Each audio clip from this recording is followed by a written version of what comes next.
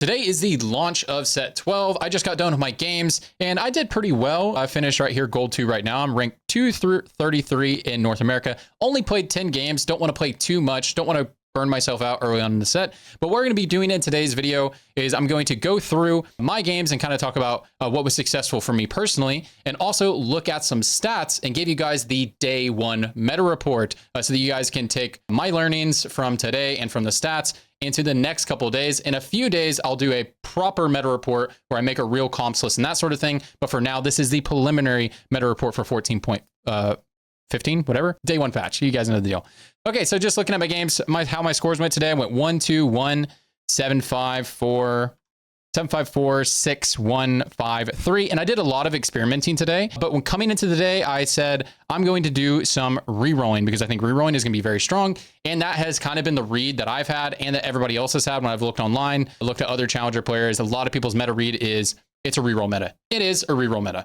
Guys, just charms, hardcore incentivize re-rolling, and re-roll comps are really easy to play. So that's why they're going to be performing really well on the first patch. And I expect them to do well the rest of this patch. So just looking at my games here, I did a re-roll Beammancer. I did a Vigar build. I was actually trying to play Hunter Kog'Maw, which is a very good reroll build right now. Hunter, Beammancer, Kog'Maw, very good reroll build right now. I played reroll multi-strikers, which I was carrying. My main carry was Ashe, side carry was Akali, and I think this build's really good. Reroll multi-strikers. I think this is something that you guys should look to play anytime you get some Ashe drops and some bows and that sort of thing.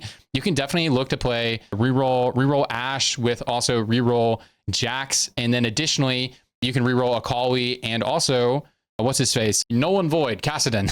You can reroll any of those. Probably won't hit all of them, but in this game, I ended up hitting 1, 2, 3, 4, 5 3-stars there. So, but that was pretty low elo game for me. This next game up here, I played some reroll. Looks like I played some reroll Vex and Swain, which is interesting. What did I do? This was just the Ionic Spark game. So if you guys get high voltage, if you're able to build this and you can build a lot of sparks, this item is really insane if you can protect your sparks. I think this is an insta-cop if you have an AP opener, high voltage. So this like guaranteed my first place. This was a very easy game. This game I tried to take a warrior emblem and carry Hui. Or not warrior emblem, take Hunter's Crest. Guys, do not take Hunter's Crest unless you're a reroll Kog'Maw. That's probably viable. But I had an early Olaf drop and I was like, all right, screw it. Let's try this out. I ended up going 7th place by like 1 HP. I could have gone 4th. And if I hadn't take this Hunter Crown or Hunter Emblem from an augment, the Hunter Crest, then I definitely would have top forward. I maybe even would have top 2'd this game. This game was going really well until I took that. But I wanted to try out Olaf. I think Olaf is playable and Olaf is fine, but just not in this situation I played. Don't take a Hunter Emblem to play Olaf. Take a Hunter Emblem if it's going to buff your reroll Kog'Maw or something like that. Next up, I had a Sugarcraft game. This game easily could have given it first place. It was just, you know, I played Vertical Sugarcraft. I think Vertical Sugarcraft's pretty good. Just didn't work out. Next up here is I played some Rise. This was, I played like a level 9 comp. Oh, I played Vertical Portal because I want to try out Vertical Portal. I think Vertical Portal is actually a good build. 6 Portal plus Ezreal, and you duo carry, not Ezreal, plus Rumble at 7. And you duo carry Ezreal and Rise, and then go to 8th, that sort of thing. I think that's actually a good build, but it's a more of a tempo build, a build that you play from a lead, or a build that you settle on for a 4th place. In this game, I settled on it for a 4th place. And then I tried to play Portal 3 more times in a row, actually. This one I played from behind. Again, I do not think Portal was good from behind, so I just had to test that to confirm that. I just wanted to play it. This one was an easy first place game. I played Hui reroll. This was really fun, and I got a bunch of Frost emblems. I ended up playing 9 Frost, easy first place. In this one right here, I had to play a level 8 comp, and anytime you play level 8 comp, it just feels not good. This is why I really think you should reroll, and getting a 5th place here easily could have been a 2nd place, so I felt good about this game. And then I just got done playing a reroll game right here. This was going to be a 2nd, but I kept feeding my Briar for fun, and I shouldn't have done that. So that reroll multi-strikers seemed very good. So let's look at the meta report. That's how my games went, but let's actually look at the meta TFT, and I have this sorted by top 4 share. So let's go through here and look at some comps that have been successful in the data. I have it sorted by gold plus, which is more like high master plus. That's actually what it really is. Most of the people in gold right now, you know, all the people in gold right now, almost all the people in gold right now are master, grandmaster, or previous challenger players like myself. So I'm gold 2 right now. Anyways, but I only played 10 games. Looking through here, we have Shapeshifter Cassio. So this is a Shapeshifter frontline. Of course, the Shapeshifter frontline. It's when you reroll Cassio in Syndra. So this is a duo carry here. Mana gain items on Syndra and attack speed items plus a Gunblade on Cassiopeia is Biss. And then tank items will go onto a Nico and Swain. And you'll just play a Shapeshifter frontline with this comp usually. And it gives you free Eldritch late game, which is kind of nice. A lot of times you're rolling for this mid game, you'll play Eldritch. So sometimes you need to play 3 Eldritch, but if not, as soon as you can get 4 Shapeshifter in there, you're good to go. Next up is Multi-Striker, and this is Callista and Kassadin reroll. Okay, so I think what this data is gathering, it's just reroll Multi-Strikers are good. Not necessarily reroll Kassadin. Reroll Akali, I think, is the better of the 2 rerolls. Sometimes Kassadin guy pops off, but I just think reroll Multi-Strikers are good. So don't get baited by it's Kassadin's a carry. It's whoever you're hitting, whoever you have the items for. Akali, Kassadin, Ashe, and Jax can all carry. Jax you usually just put tank items on, but all these guys can actually carry a comp as the primary. Next up, Preserver Karma. So if you do end up going level 8, Karma is a beast. If you get like this type of item set, blue buff Morello +1 is really insane. And then tank items on your Rakan, and then jam in Chronos once you hit Camille, and you just play a Preserver frontline. It's pretty good. But again, level 8, I just don't think is that good right now. If you can get the comp online, it's good. That you see it's labeled as hard because this comp is hard. Next up is Portal Rise. And it's giving you some weird shit because it's giving you Deja items. So if you have the Deja augment, so this stuff is kind of messed up, this data here. It's because a lot of people are playing Deja. So this data is really strange because the Portal builds are really diverse. But I think there's 2 ways you can play Portal. You can either take the Deja augment, Deja Vu, and then play 6 Portal plus Rumble. You're good to go.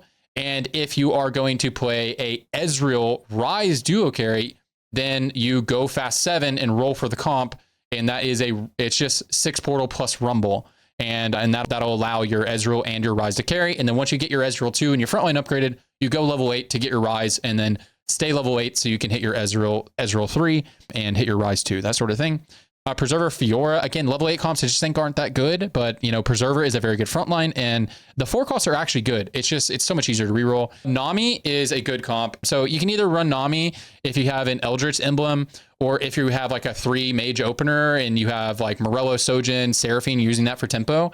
That's a really good setup. And you can look to reroll from that point, like reroll Vigar, or reroll Seraphine even, something like that. But if everything seems to be taken, then it's a good idea to go to level 8, and then you play around Nami, Rise, and just a big frontline is a strategy that I've been using. It's a good default too if you can't play any of the rerolls. Veigar, again, if you have a good Veigar setup, you're buying a lot of charms, and you want to reroll mid game, yeah, cool. Reroll Vigar. The first game I played today was a first place reroll Vigar. I did not intend to do that. I would not plan to play Vigar ever, but if I'm in a scenario where it's the only reroll I can find and I have AP items, okay, sure.